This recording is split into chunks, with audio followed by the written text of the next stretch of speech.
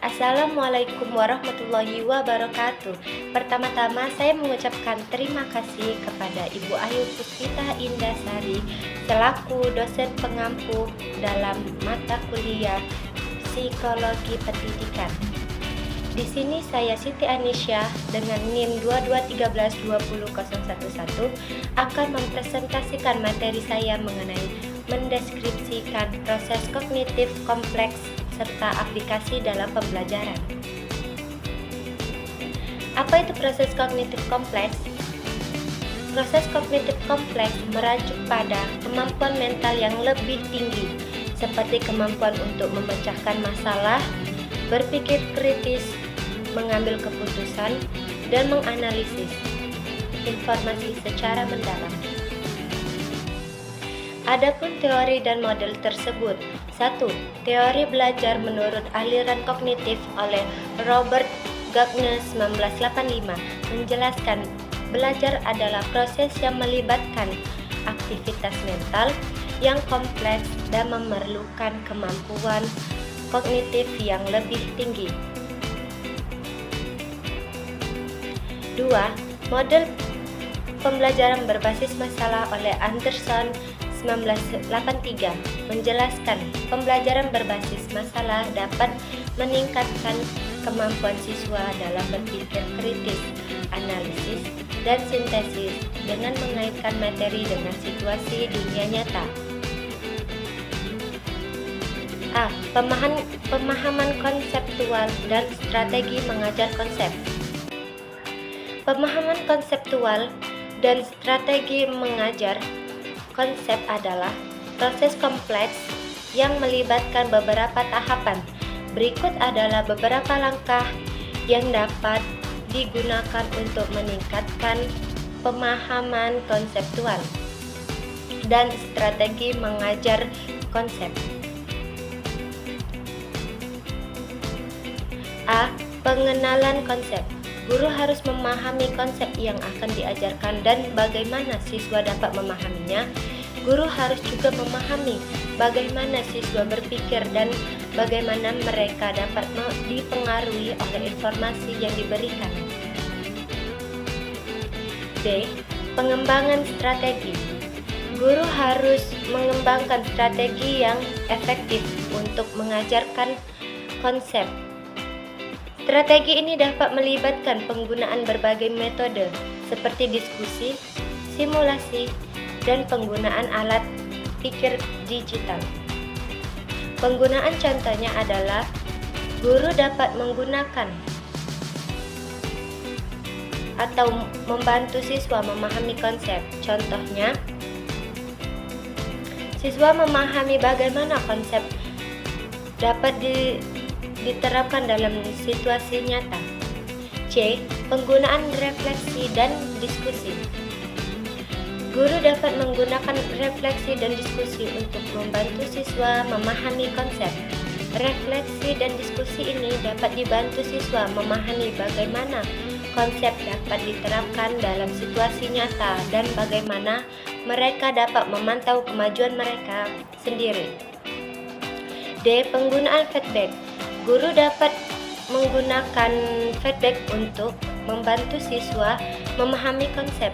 Feedback ini dapat membantu siswa memahami bagaimana mereka dapat meningkatkan kemampuan.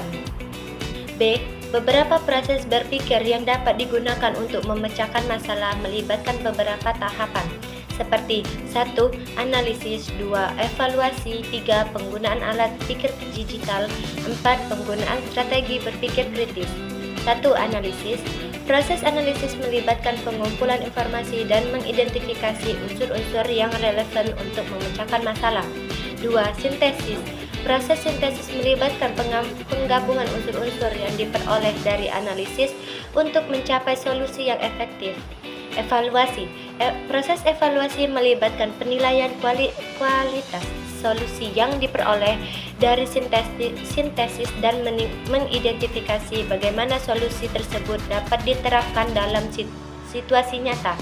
3. Penggunaan alat pikir digital. Guru dapat menggunakan alat pikir digital seperti email, diskusi online, chatting, konferensi video, dan blog untuk membantu siswa berpikir kritis dan mengembangkan strategi belajar yang efektif.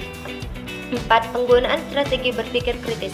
Guru dapat menggunakan strategi berpikir kritis seperti perencanaan, pertimbangan alternatif, dan memantau kognitif untuk membantu siswa berpikir kritis dan mengembangkan strategi belajar yang efektif. C. Cara mentransfer dan memperkuat proses berpikir kompleks untuk memecahkan masalah dalam pembelajaran. Cara mentransfer dan memperkuat proses berpikir kompleks untuk memecahkan masalah dapat belajarkan melibatkan beberapa tahapan seperti 1. Penggunaan proyek. Guru dapat menggunakan proyek yang dimerlukan siswa untuk berpikir kritis, analisis, dan sintesis untuk mencapai solusi yang efektif. Penggunaan masalah autentik. Guru dapat menggunakan masalah autentik yang memerlukan siswa untuk berpikir kritis, analisis, dan sintesis untuk mencapai solusi yang efektif. 2. Penggunaan feedback. Guru dapat menggunakan feedback untuk membantu siswa memahami bagaimana mereka dapat meningkatkan kemampuan mereka dan bagaimana mereka dapat memantau kemajuan mereka sendiri. Penggunaan refleksi dan diskusi.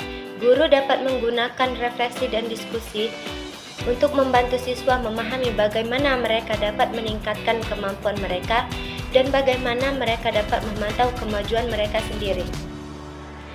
Beberapa aplikasi proses kognitif kompleks dalam pembelajaran. 1.